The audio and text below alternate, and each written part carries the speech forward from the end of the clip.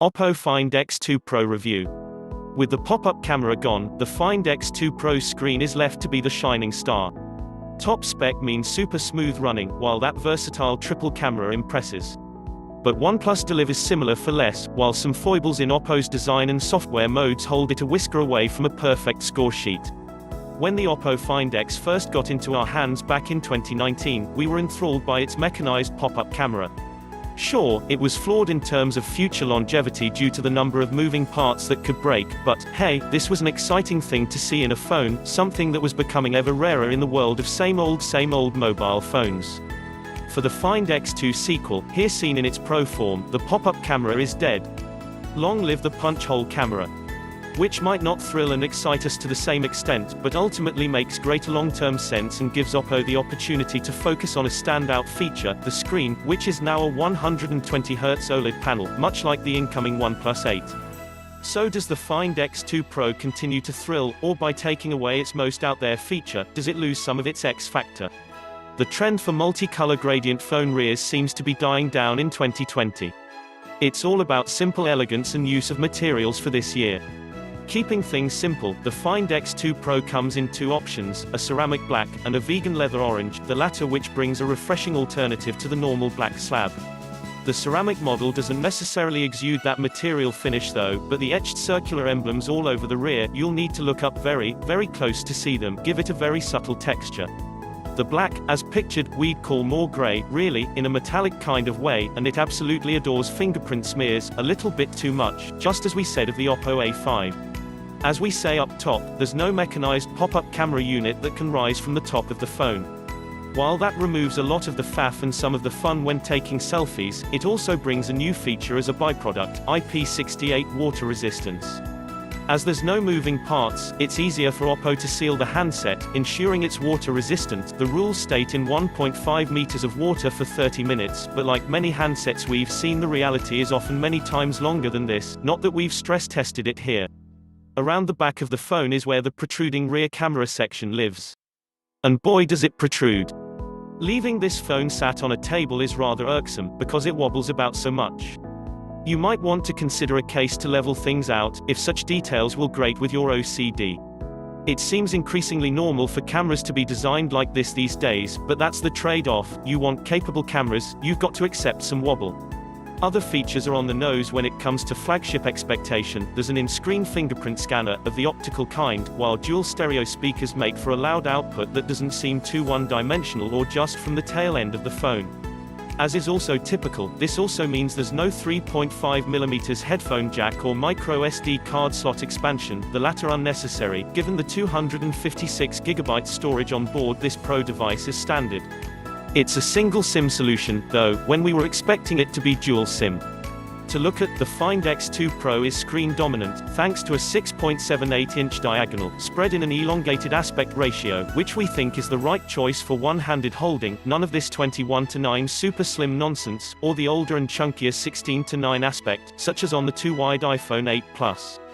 There's little bezel to concern yourself with on the Find X2 Pro, too, although Oppo hasn't gone all out with a waterfall display, like you'll find on the Vivo Nex 3. Still, the bezel really is minimal, while the punch-hole camera is dinky and not obtrusive, plus Oppo hasn't opted for a dual front-facing camera, so it's not the larger-scale black bar that you'll see on the Samsung Galaxy S10 Plus. It's all rather neat and tidy. There's stacks of resolution too, with this panel cramming in more pixels than you're likely to need. That's ideal for watching downscaled 4K streams, though, especially as this phone will be 5G, with number 4G only variants in the European market. We've not been able to test out 5G on our review handset though. It's the added extras of what this screen can do that will gather the most interest though. If any of this sounds familiar then, well, that's because this screen is an expected echo of what the OnePlus 8 will offer.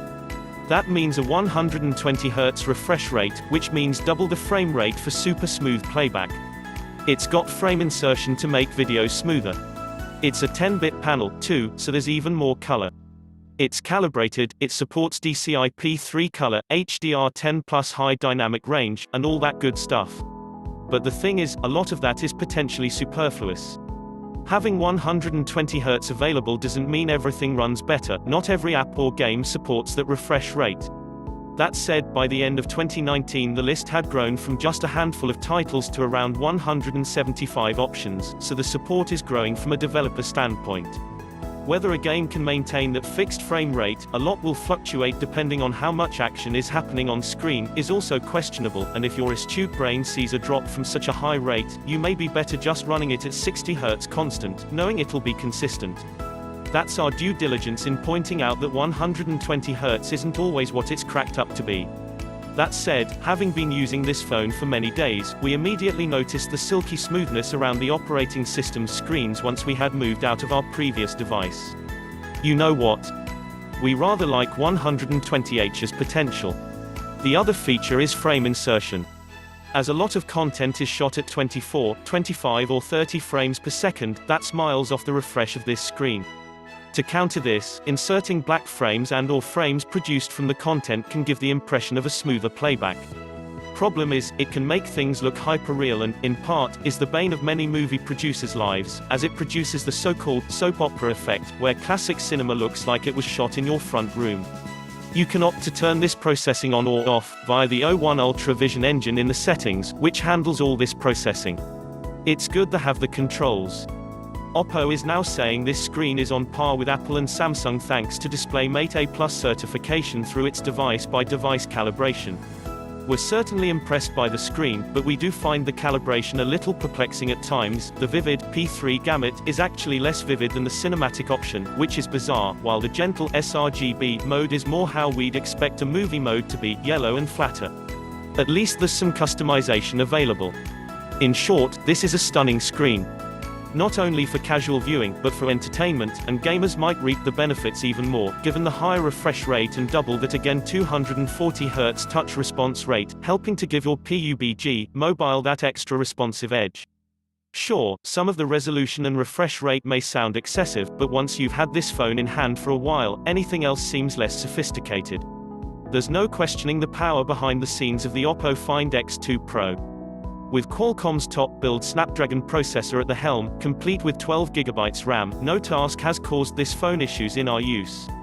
Which, again, will be great news for gamers looking to push those titles to maximum graphics and higher frame rates, that's for sure. Having used the phone as our own, we've seen this in action too. South Park, Phone Destroyer runs with no lag, casual games are on point, while the likes of PUBG Mobile is no bother and runs silky smooth. Then there's Oppo's ColorOS 7.1, that's Oppo's software skin over the top of Google's Android 10 operating system, which Oppo has further refined, with smaller icons in the swipe-down shade, the ongoing support for an app drawer, which even just a year ago was absent, along with additional customization alerts for notifications. We'll be updating our ColorOS tips and tricks with more info in the future. We thought that this system might irk, but it's becoming more like OnePlus Oxygen OS setup with each iteration, which we like. Where the Find X2 Pro really looks to make headlines is in its battery department. With a dual-cell 4260 mAh total capacity, this phone is not only capacious, its division into two means next-gen fast charging is possible. Oppo has long been promoting its Super VOOC system, but with version 2 that's accelerated to 65W charging. To put that in context, you can charge this phone's battery from dead in 38 minutes at a mains plug socket, well, the one included in the box, inferior ones won't do. That's absurdly fast.